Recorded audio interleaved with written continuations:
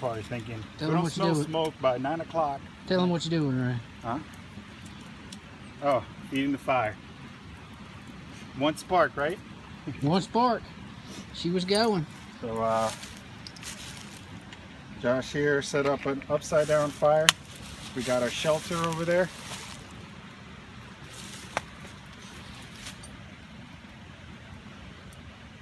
Pretty big. It's roomy.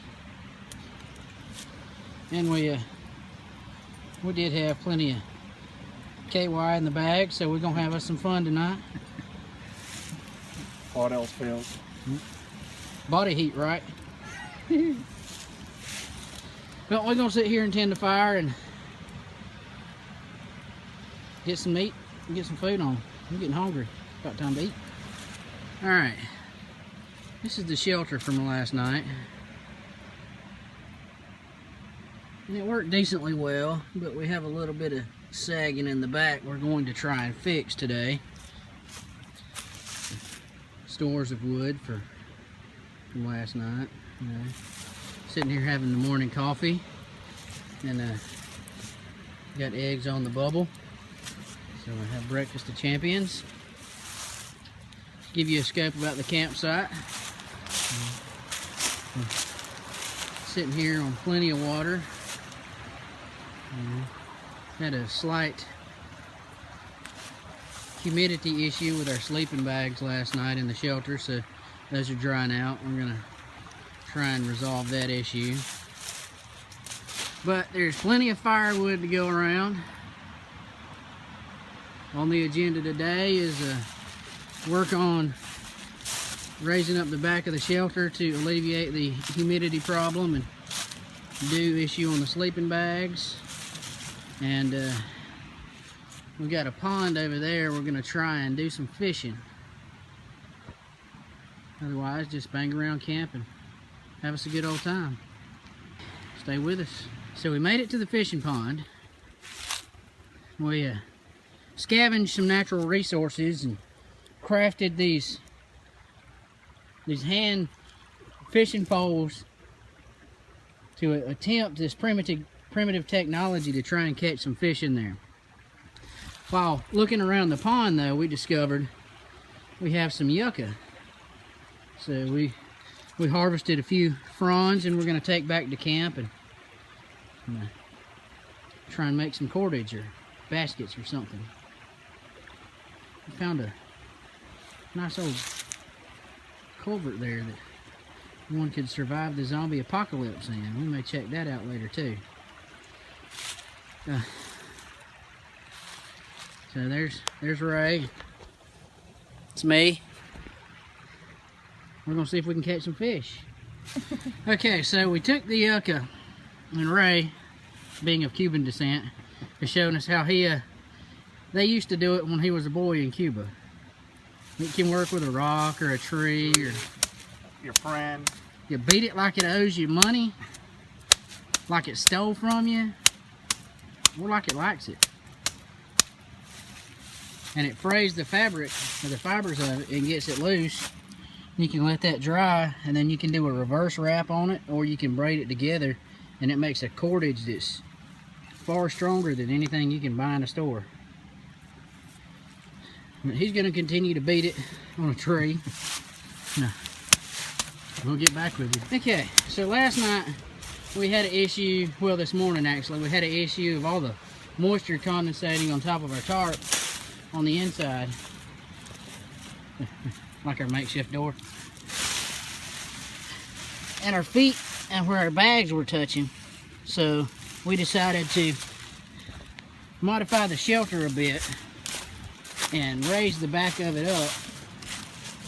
We found some natural materials out here in the form of cinder blocks, because it's hard to beat hillbilly camping without cinder blocks and duct tape. So we elevated it up, and hopefully that will solve the issue of condensation getting on our bags. But if it doesn't, we'll try something else.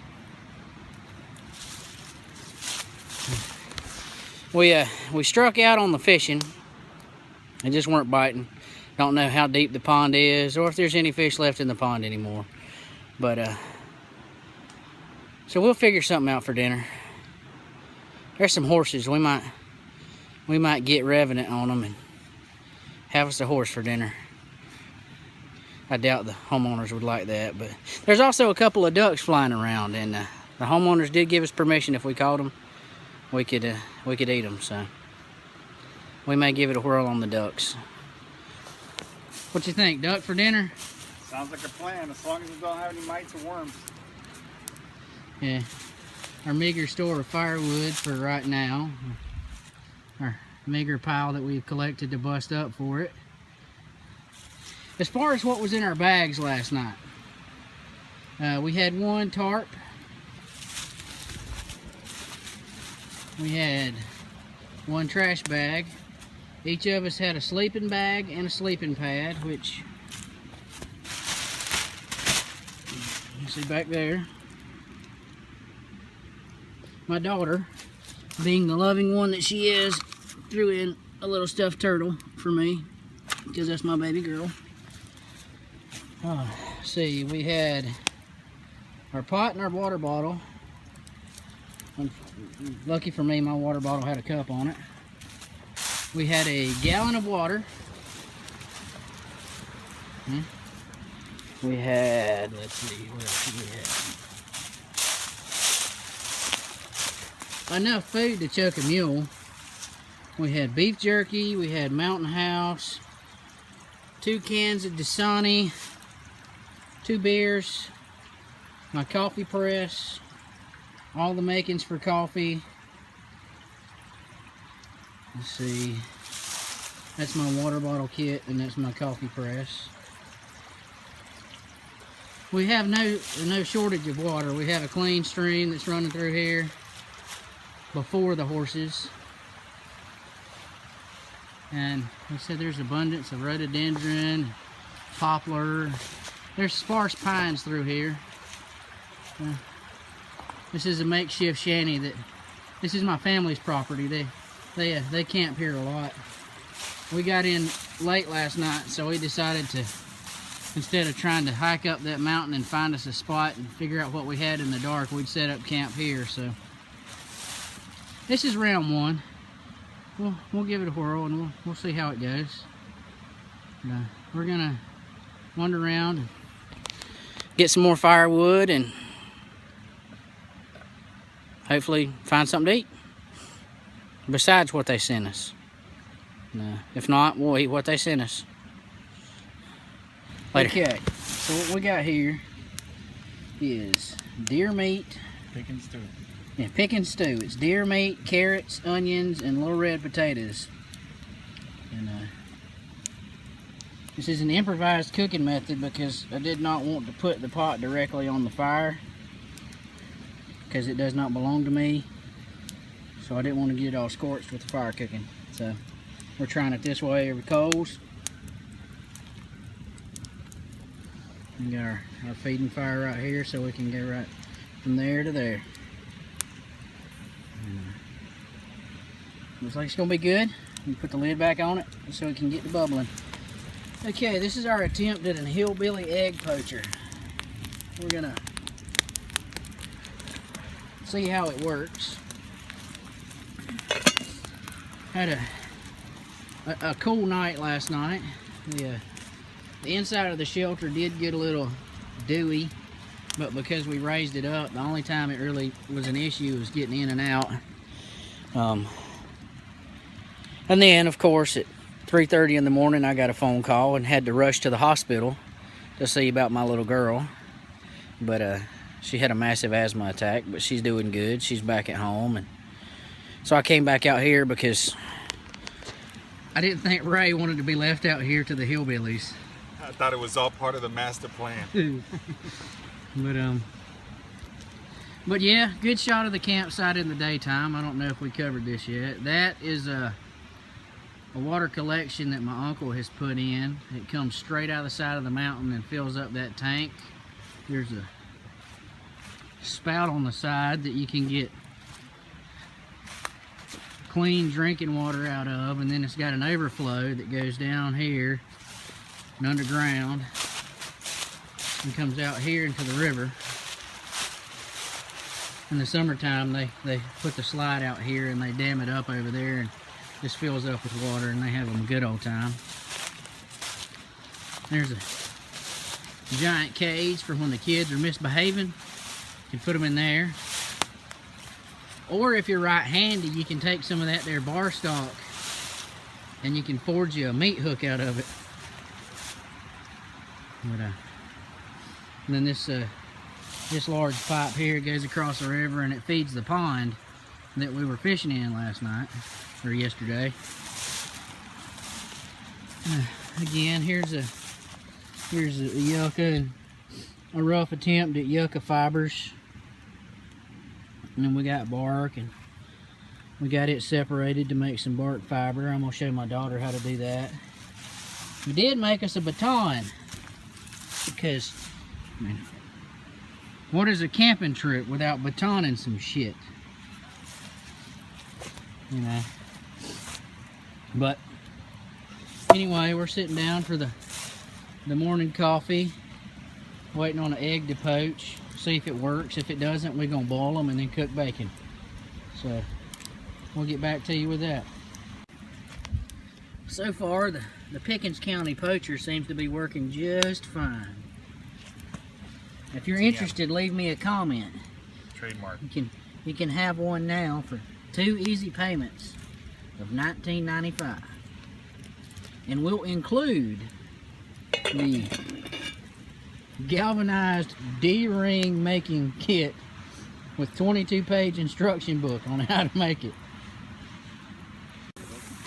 Okay, so we decided the proof of concept with the Pickens County poacher is sound. As you can see in there, they have what looks to be an almost perfectly poached egg. But being that we only have 2 cans, we decided it would take way too long. So we have the rest of them in here to boil. And now we've got the bacon going on the fryer. And yes, we happened to find this flat, thin, metallic substance in one of our bags. We decided to use it to reduce sparkage on the bacon that we harvested from one of the indigenous peoples here.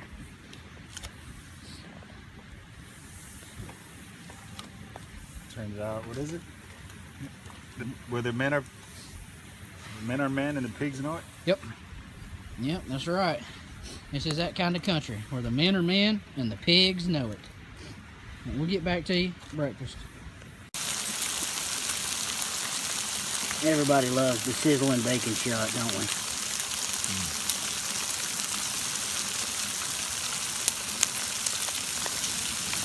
Alright, so moment of truth on the poached egg here. Let's give us a whirl. As you come out of the can,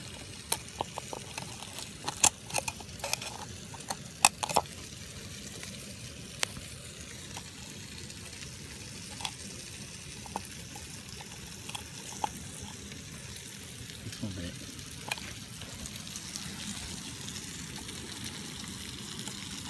Boy, that can's still hot.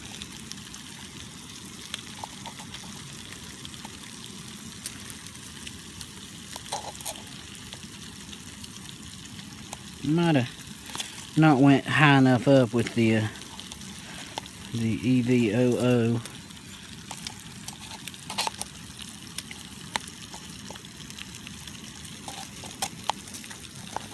But wait, look at this.